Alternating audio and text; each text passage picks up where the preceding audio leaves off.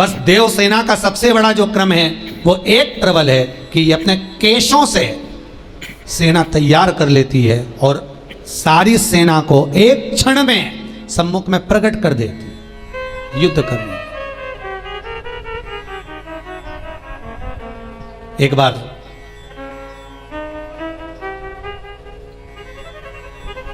महाराज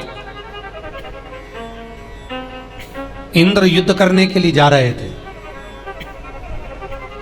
और इंद्र की धर्म पत्नी ने इंद्र से कह दिया था, मैंने सुन रखा है कि देवसेना के पास में आप जाते हो और देवसेना से जाकर कहते हो कि तू सेना भेज दे। इंद्र की पत्नी कहती है, स्त्रियों में थोड़ा सा ईर्ष्या का जो भाव होता है थोड़ा ज्यादा होता है पुरुष की अपेक्षा। पुरुषों में ईर्ष्या नहीं होती, पुरुषों में कंपटीशन भी नहीं होता ज्यादा, कि हो थोड़ा बहुत होता हो, थोड़ी ईर्ष्या पुरुषों में हो तो हो, पैसे होती नहीं है, पर स्त्रियों में ईर्ष्या ज्यादा होती है। ये कुर्सी पे क्यों बैठी है, हम आगे आगे क्यों बैठ गई, हमें भी बिठाना था, ऐसा हो गया वैसा। ईर्ष्या का जो भाव है वो नारी में स्त्री में थोड़ा होता है। सास अगर एक बहू को ज्यादा पूछ ले बड़ी वाली को तो छोटी का मुंडा भगोना हो जाता, और छोटी को पूछ ले तो बड़ी का मुंह भगोना हो जाता है। तो ये थोड़ी ईर्ष्या।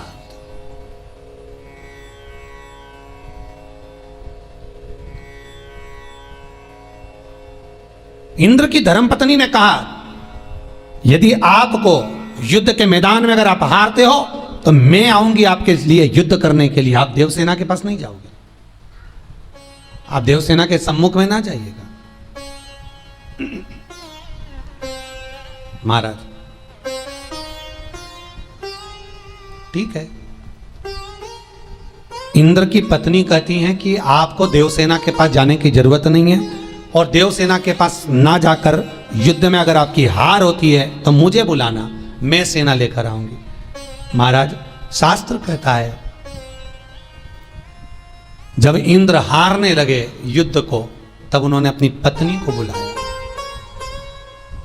जब पत्नी को बुलाया,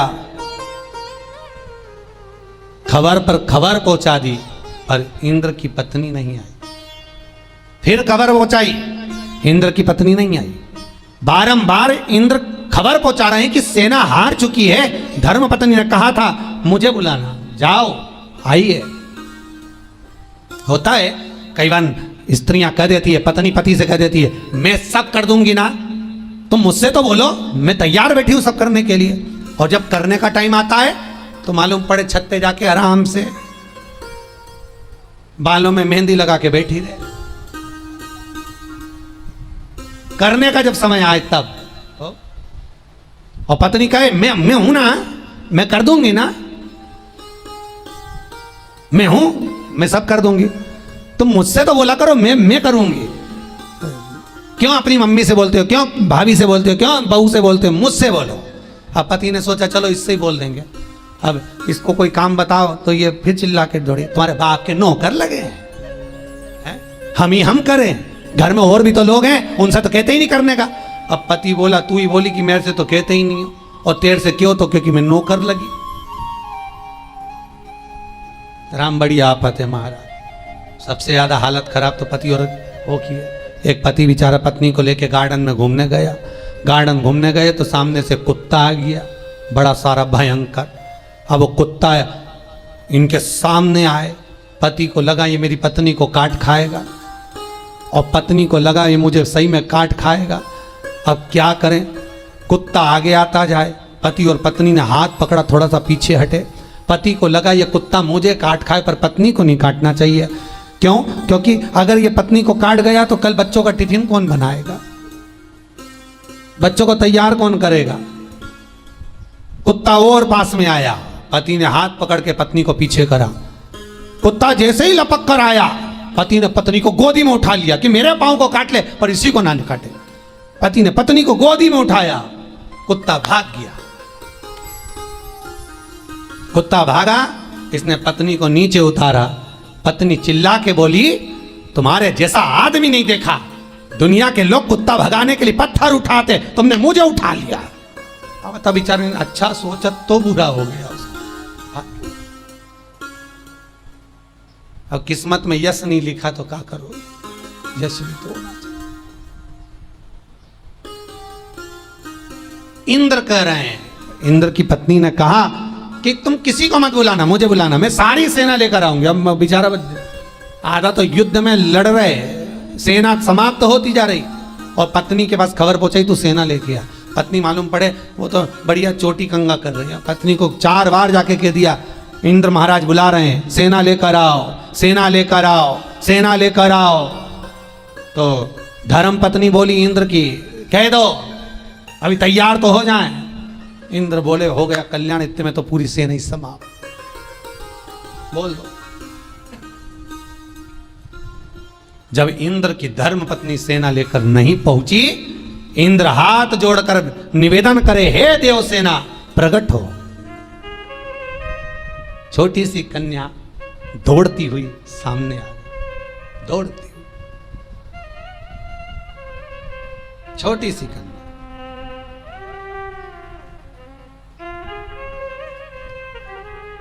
और वो कन्या दौड़ती हुई सामने जब आकर खड़ी हुई, इंद्र ने कहा देव सेना जी कृपा करो, सेना समाप्त हो गई है, आप सेना का निर्माण करिए। देव सेना ने उसी समय पर सरोवर में कुंड में जाकर स्नान करा। स्नान कर कर बाल को जो छीटा, जितनी बूंदे पानी की गिरी उससे सेना उत्पन्न हो गई और इंद्र के युद्ध में इंद्र की विजय प्राप्त करा दी, प्रदान करा दी। शिव कृपालु की दया इतनी थी महाराज,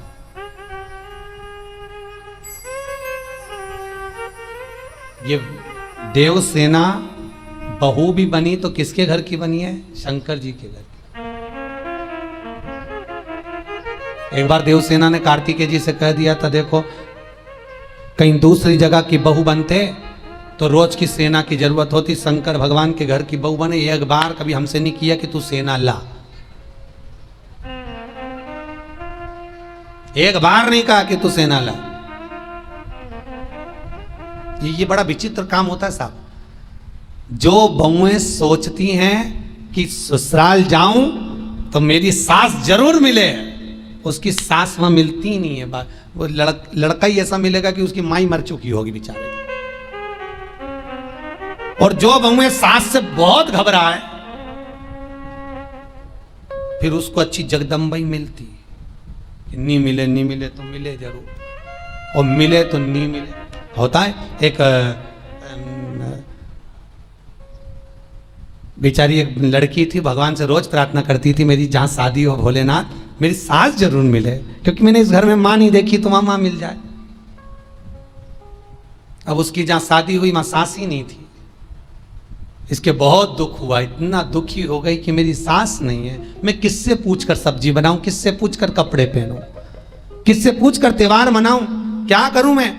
इतने में इसने अपने पति से कहा सुनो ये लोहे की तगाड़ी फावड़ा रखा है, अच्छा रखा रहने दे। इतने में पत्नी गई तो सारा लोहे की तगाड़ी फावड़ा सब बीन कर लोहे का जितना सामान कुर्सी टेबल सब ले गई लोहार की दुकान पे। लोहार से कहा भैया इसको गला लो और गला के लोहा की साज बना दो।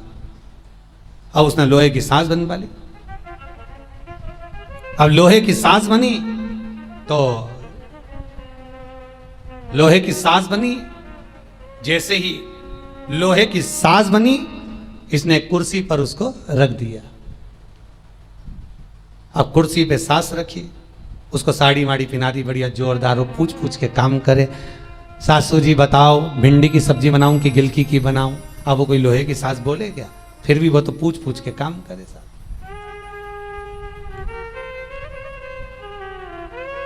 सारा काम पूछ पूछ के कर रही वो। एक दिन पति आया, पति ने पूछा क्यों, यहां लोहे की तगाड़ी रखी थी, फावड़ा रखा था, गेती रखी थी, लोहे का सामान कहां गया। पत्नी बोली वो तो सब मैं गलवा के सास बनवा लाई। पति ने कहा पागल मूर्ख, जब घर में सास नहीं थी तो बनाने की क्या जरूरत थी। इसने धक्के मार कर निकाल दिया, कहां है सास। वो देखी लोहे का पुतला, उसको भी फेंक दिया, निकल जा घर से, अब आने की जरूरत नहीं मेरे घर में, जा। धक्के मार कर निकाल दिया। ये अपनी सास को गोदी में लेकर चली, रोती जाए। अब कहाँ जाऊं इतनी अंधेरे में, घर भी नहीं जा सकती माए के, क्योंकि अंधेरा बहुत हो रहा है, क्या करूं। घर के बाहर एक पीपल का पेड़ था, उस पर चढ़ गई सास को लेके ऊपर। अब सास को लेके ऊपर चढ़ी रात को आ गए चोर। चोर आए तो नीचे बैठ के माल बांट रहे थे, हिस्सा सोना चांदी सब इतना सारा। इसको आ रही थी नींद। नींद के झोंके में हाथ में जो सांस रखी थी लोहे की, वो टपक गई नीचे। जैसी टपकी वह लोहे की सांस सोने पे गिरी, गिरते से ही सबके सब घबरा गए। चोरों ने सोचा पुलिस वाले आ गए, भागो जल्दी से। सब सामान छोड़ के भाग गए। इसको लगा कि सांस नीचे गिर गई, नीचे गई तो सांस तो सोने पे पड़ी थी। इसने तुरंत कहा, बारी सासू कितना माल दिया तूने, और पोटली बांध बुंदा के लेके सांस को बाजू में दबा के पहुंच गई। दरवाजा बजाए, दरवाजा तो खोलो, ए जी ए जी। पति आकर बोला, फिर आ गई? अरे देखो तो सांस ने कितना दिया। जो देखा, देखते से बोला, अंदर जाओ, अंदर आओ, जल्दी जल्दी अंदर आओ। अब तो इनके गाड़ी ने बंगला ने खूब ठाट बाट हो गए। अब ठाट बाट इनके तो हो गए, पर जो पड़ोस में रहती थी ना, उसकी आफत हो गई। वो चिंता में ही मर गई। इसकी यहाँ तक कहाँ से आ गया, इसकी यहाँ तक कैसे। एक दिन इसने इसको चाय पे बुला लिया। क्यों री जीजी, पहले तो तुम्हारे यहाँ इतना था नहीं, ये इतना सारा सब कहाँ से आ गया? अरे मेरी सास नहीं थी तो मैंने सारा सामान गला के लोहे की सास बनवाई। फिर मेरे पति ने धक्के मार कर निकाल दिया, मेरी सास को भी फेंक दिया। फिर मैं पीपल के पेड़ पे चढ़ गई। फिर आधी रात को मेरी सास नीचे गिर गई, सोना ही सोना मिल गया। अब इसने सोचा अपनी तो जिंदा बैठी है, इसकी तो मर गई तो इतना सोना दे रही, अपनी तो अंगूठी तक नहीं दे। इसने भी अपने पति से कहा, सुनो। पति बोला, हाँ बोल। सारा लोहे का सामान गलवा के सास बनवाऊंगी मैं। पति बोला, घर में अम्मा है तो सही, तुम्हारी अम्मा को जान दो चूल्हा में। मैंने बोल दिया मैं सास बनवाऊंगी लोहा की। हाँ, फिर सुनो, तुम मुझसे झगड़ा करके मुझे धक्के मारकर निकाल देना, और तुम्हारी सास को भी, अर्थात लोहे की सास को भी घर के बाहर फेंक देना, ठीक है? फिर मैं रात को जब सास नीचे गिरेगी खूब सोना देगी। हाँ, जैसा जैसा बताया था पति ने वैसा वैसा कर दिया बेचारे ने। वो तो सीधा साधा है प्राणी। अब इसने धक्के मारकर निकाल दिया, ये पेड़ पे भी चढ़ गई। रात को चोर भी आ गए, माल बांटने भी लगे। इसने सास को नीचे पटक भी दिया। चोरों ने सोचा अगली बार पागल बन गए, अब की बार नहीं बनना, ऊपर कोई समझदारी बैठा है, हर बार माल अपना निकाल लेता है, उतारो इसको नीचे। अब इसको नीचे उतारा, पेड़ से बांधा, खूब दोचा, और गले में जो चेन पहनी थी, मंगलसूत्र पहनी थी, चूड़ी पहनी थी, वो भी निकाल ली। हो गया सब। ईर्ष्या की जो वृत्ति है वो पनपने नहीं देती। ईर्ष्या की वृत्ति हमें पनपने नहीं देती, इसलिए ईर्ष्या से दूर रहे। महाराज, देवसेना छोटी सी कन्या, वो देवसेना शंकर जी के घर की बहू बनी, पर कभी सेना की जरूरत ही नहीं पड़ी। शंकर को क्या सेना की जरूरत?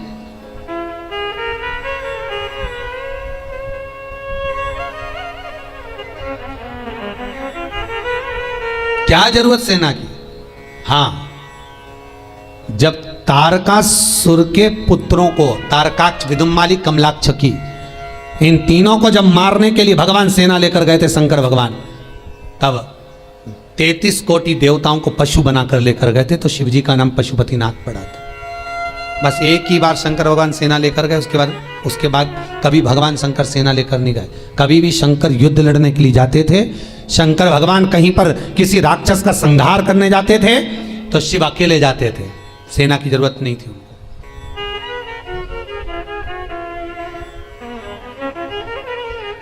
किसी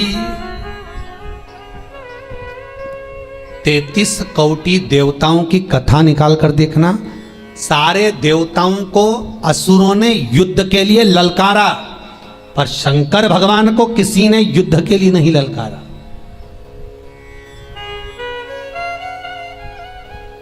क्यों?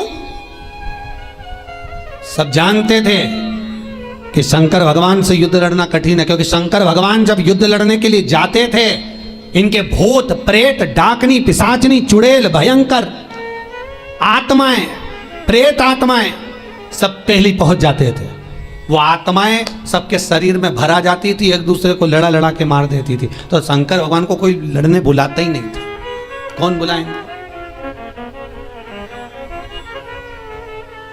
ये भ्रमतिया में शंकर भगवान, देवसेना की जरूरत शंकर भगवान को युद्ध में चाहिए ही नहीं, चाहिए। बाबा इंद्र ने कहा देवसेना आए, देवसेना प्रकट हुई, हजारों सेना बल तैयार कर कर देवसेना इंद्र को विजय दिलाए। देवसेना सभी देवताओं को विजय प्रदान कर देती, इतनी प्रखरता उस देवसेना में, और शंकर की आराधना में डूबी रहती थी, शिव की आराधना में डूबी रहती, बस भगवत भजन। हे शंभु बाबा मेरे भोलेनाथ, तीनों लोक में तू ही तू। हे शंभु बाबा मेरे भोलेनाथ, तीनों लोक में तू ही तू। श्रद्धा सुमन मेरा मन बिल पत्रे, जीवन भी अर्पण करो। हे शंभु बाबा मेरे भोलेनाथ, तीनों लोक में तू ही तू।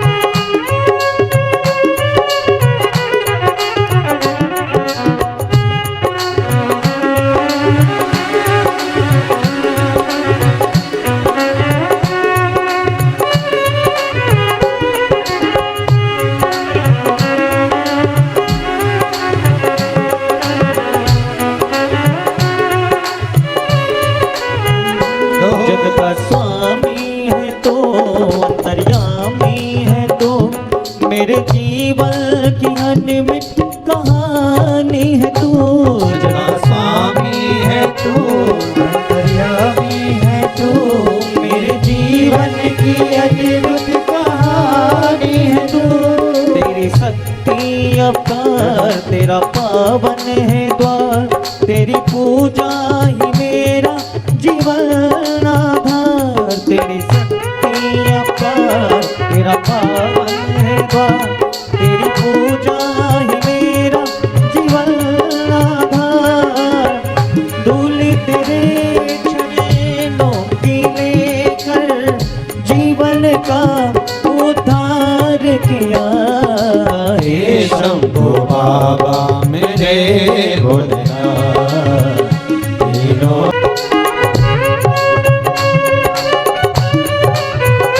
मन में है कामना और मैं कुछ जानो ना, जिंदगी भर करूं तेरी आराधना।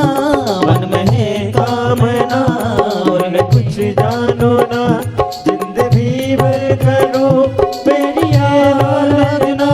सुख की पहचान दे तो मुझे ज्ञान दे, प्रेम सबसे करो ऐसा वरदान दे।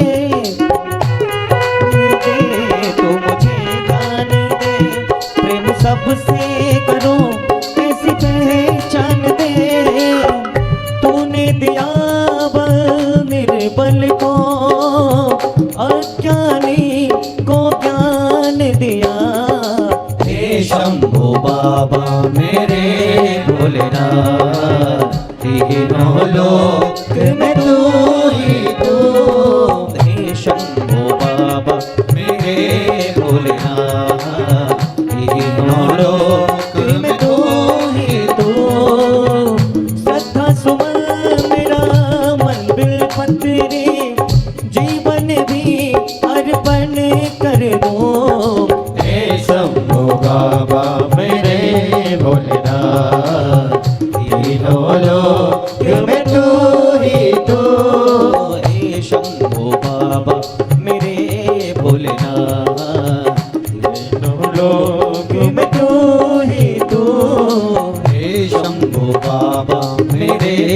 भोलेनाथ हे बोलो कि मैं तू ही तो हे शंभो बाबा मेरे भोलेनाथ हे बोलो कि मैं तू ही तो। देवसेना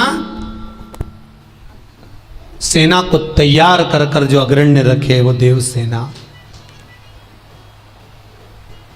कितना तप करा है देव सेना ने महाराज। कहते हैं कार्तिकेय जी की धर्म पत्नी देवसेना शंकर भगवान के पुत्र कार्तिकेय को प्राप्त करने के लिए, जैसे पार्वती जी ने जो तप करा उससे 1000 लाख गुना ज्यादा तप गंगा जी ने करा।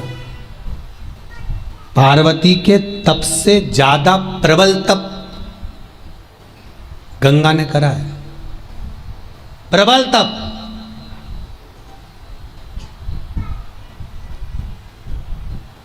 ये तो हो गई शंकर भगवान की कथा। और गंगा से भी लाख प्रबल तप देवसेना ने कार्तिकेय को पाने के लिए करा।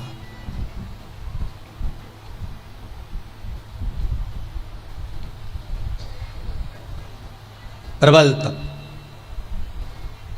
और इतना प्रबल तप देवसेना करी है, शिव महापुराण के स्कंद पुराण में तो वर्णन किया गया और शिव महापुराण में भी वर्णन है, लिंग पुराण के अंतर्गत भी वर्णन है कि देवसेना केवल वायु ग्रहण करती थी नासिका के एक छिद्र से और उसी छिद्र से वायु को छोड़ती थी, कुछ नहीं खाती,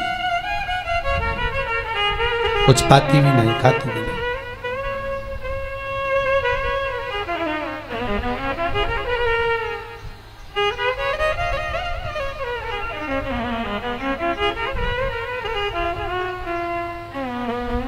किसी वस्तु को, किसी चीज को पाने के लिए जो तप साधना करी जाती है, बहुत ध्यान दीजिएगा महाराज ये कथा पर, कि आप अपनी मनोकामना कर कर यदि कोई व्रत कर रहे हो, आप अपनी मनोकामना कर कर कोई तप साधना कर रहे हो, व्रत कर रहे हो, उपवास कर रहे हो, शिव महापुराण कथा कहती है उसमें से रस तत्व को निकाल देना चाहिए।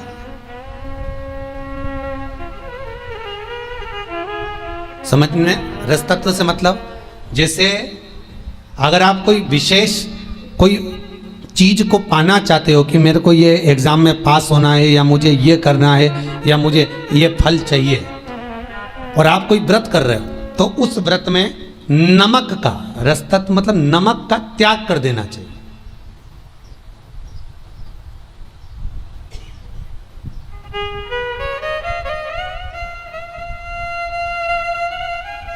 हमारे यहाँ विष्णु पुराण में जो केले के वृक्ष की पूजन बताई है, विष्णु पुराण के अंतर्गत केले का जो वृक्ष होता है, केल का वृक्ष जिसमें बृहस्पति भगवान होते हैं, तो उसका वर्णन किया गया कि केल वृक्ष की जो पूजन करी जाती है उसमें अलोना भोजन किया जाता है। अलोना से मतलब उसमें नमक नहीं होना चाहिए, उसमें मीठा पड़ा हो चल जाएगा, फीका होगा चल जाएगा, पर उसमें नमक नहीं डाला जाता।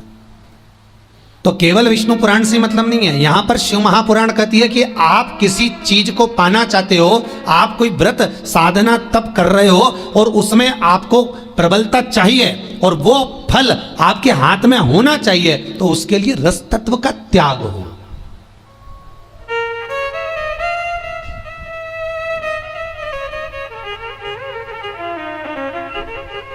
सोलह सोमवार करे उसमें कोई रस तत्व नहीं होता, संकट सोमवार में कोई रस तत्व नहीं। कई कई माताएं पशुपति व्रत जो करती हैं तो पूछती हैं कि पशुपति व्रत गुरुजी ने बताया है सोमवार के दिन करना चाहिए, 5 सोमवार करना चाहिए, सुबह मंदिर में जाकर पूजन अर्चना करो, अभिषेक करो, शाम को वही थाली वापस लेकर जाओ, उसमें 6 दिए लेकर जाओ, 5 दिए मंदिर के अंदर लगा दीजिए, मीठा लेकर जाओ, उसके 3 हिस्से कर कर 2 हिस्से मंदिर में समर्पित कर दो, 1 हिस्सा लेकर आओ और 1 दिया वापस लेकर आओ। जब घर में प्रवेश करो राइट हिस्से में अंदर प्रवेश करते समय सीधे भाग में दरवाजे पर दिया लगा दीजिए, मिठाई अंदर जाकर भोजन के साथ पा लीजिए। अब प्रश्न यहाँ उठता है कि हम भोजन कौन सा करें? तो निवेदन है शिव महापुराण में जो पशुपति व्रत कहा गया उसका विधान के अनुसार सुबह फलाहार करिए, शाम को भोजन करिए। उसमें रस तत्व का त्याग नहीं है, उसमें नमक का त्याग नहीं है। हाँ, यदि आपकी कोई विशेष कामना है, आप कोई बहुत विशेष कामना से कर रहे हो, तो फिर रस तत्व का त्याग कर सकते।